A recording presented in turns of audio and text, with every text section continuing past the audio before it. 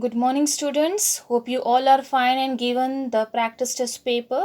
So most of the students score good marks, and rest of the other students you have to work hard for scoring the good marks in the next paper.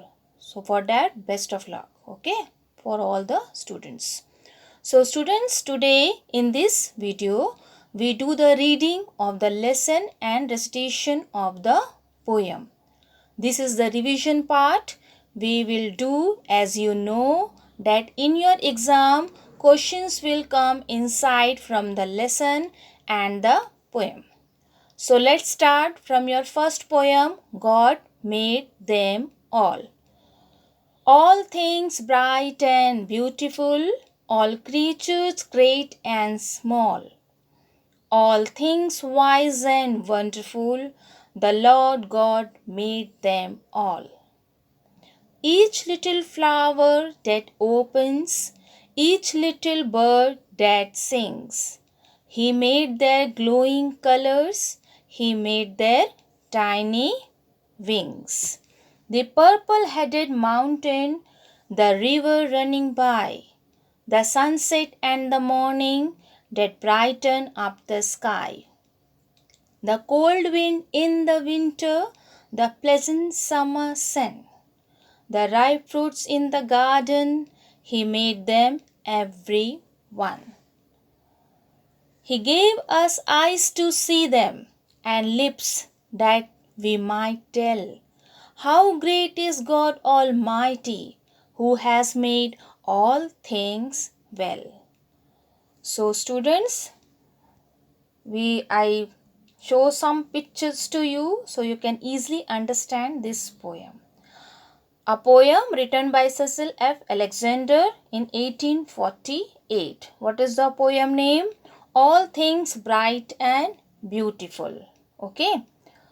So all creatures great and small. Some creatures are small, some are big. Okay. So all creatures great and small, all things wise and wonderful. So cleverly the God has made all things so wise and so wonderful in a systematic way, all the things. Who made all these things? The Lord God made them all. Who made? The Lord God made them all. Next stanza. Each little flowers that opens. Each little flowers that opens. When it's open its petals. Okay. Next line. Each little bird that sings. When each little bird that sings. He made. Who made? God made. He made their glowing colors. The colors of the flowers, the colors of the bird, the colors of the nature. Who made all this color? God made. So the glowing colors of the flowered birds, who made? God made. Okay. He made their tiny wings. Who made their tiny wings? The bird's tiny wings, who made? Only God made. Okay. The purple-headed mountain. See the mountain. The flowers is there. Different colors of flower. The snow is there. And it is covered with so many colors. It seems like in purple color. The mountain seems like in purple color.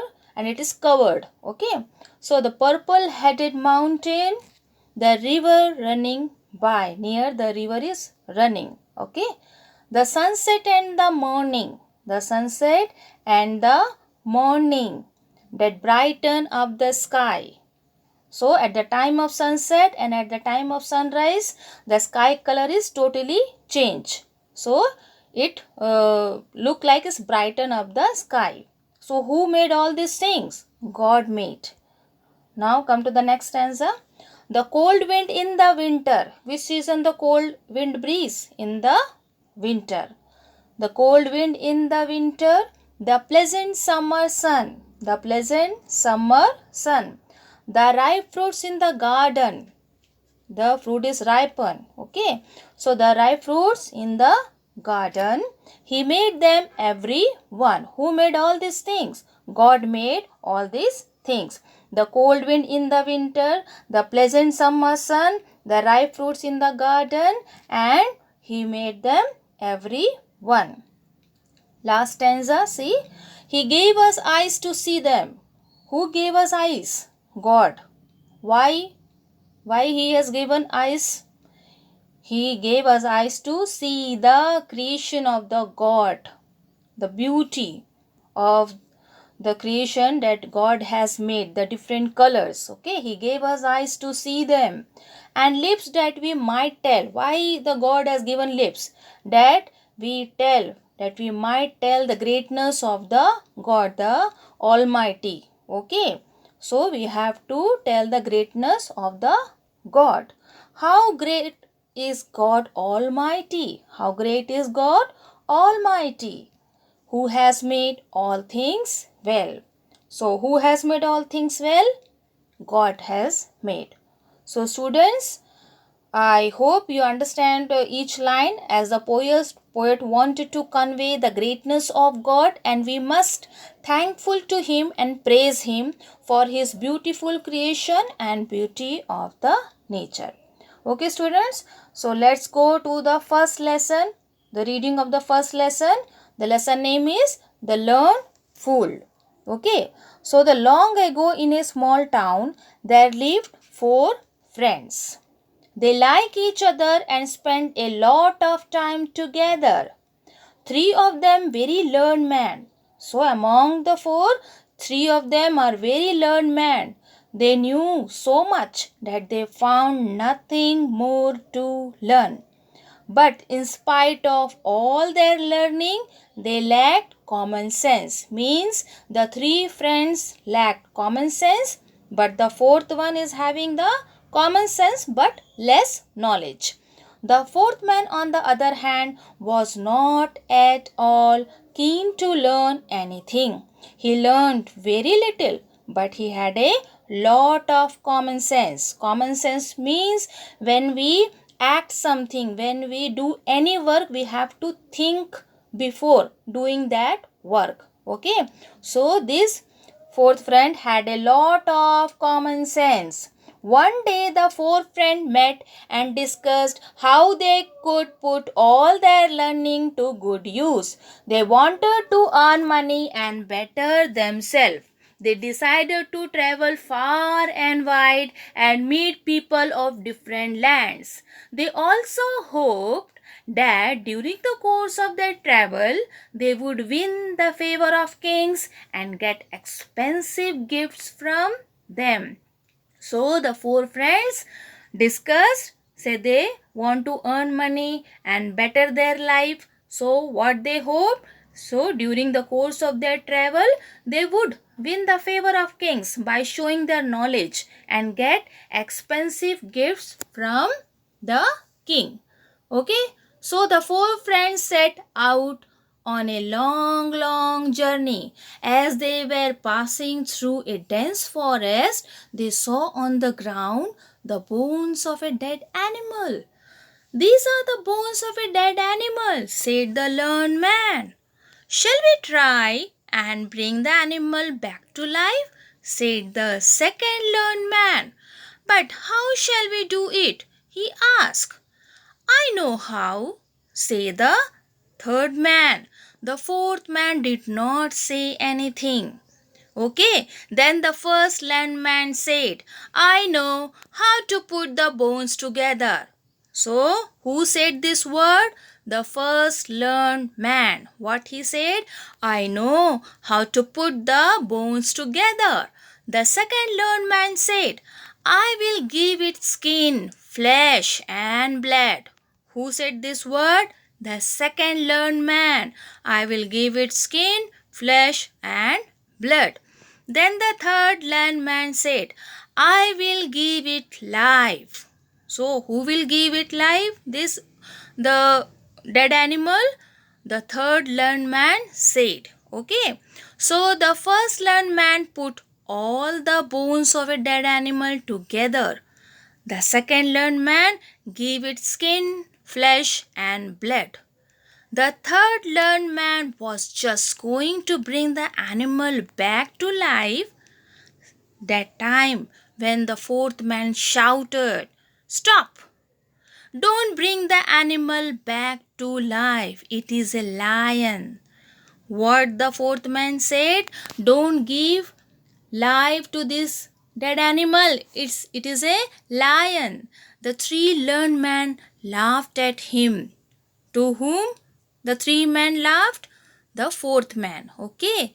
The third learned man said, you are an ignorant fellow. You don't know about anything. Okay. You are not learned like us. What do you know about these things? What we know, you don't know about these things. Just wait and see how I bring the lion back to life. The fourth man said, the lion will eat us up if you give it life, said the fourth man with fear. Now see how the bones they have found. Like this, they saw a huge pile of bones on their way, and the first man assemble all the bones. The second man give the flesh, blood, and skin to that bones, and it become a huge lion. Okay, see this huge lion. Now it was a lion who said the fourth man, and what he did. Now come to this part. But the third man did not listen to his words when the fourth man said, it is a lion and it will eat all of us. But the third man did not listen to his word. The fourth man then said, do you please, but let me climb a tree first. So what the fourth man said? Let me climb a tree first. Then he climbed a tall tree and sat on a branch. See here, this fourth man goes on the tree. He goes and climbs a tree and sat on the branch. What happened next? The third man brought the dead animal back to life. What the third man did? He brought the dead animal back to life. It was a huge lion. It was a huge lion. It slowly stood up. This lion is slowly stand up and looked at the three learned men. Then it pounced on them and killed them all. Then this lion jumped all of the three learned men and killed all the three of them. After the lion went away into the forest, the fourth man, who was not very learned, but a man of common sense, quickly came down from the tree and went home. And of course, he did feel sorry for his friends. So, he feels sorry for his friends after giving this instruction, after saying the word that please don't give life to that lion, the lion will eat all of us. But these all three friends lacking a common sense, and they are proud of their knowledge, and at last what is the end of the story? The lion killed all the three men, and this fourth man safely go to his village. Why? Because he used his common sense and save his life from the lion. So you have to read the lesson line by line, understand, and you know from the poem and from the lesson the questions will come. Okay students, thank you and best of luck for your exam.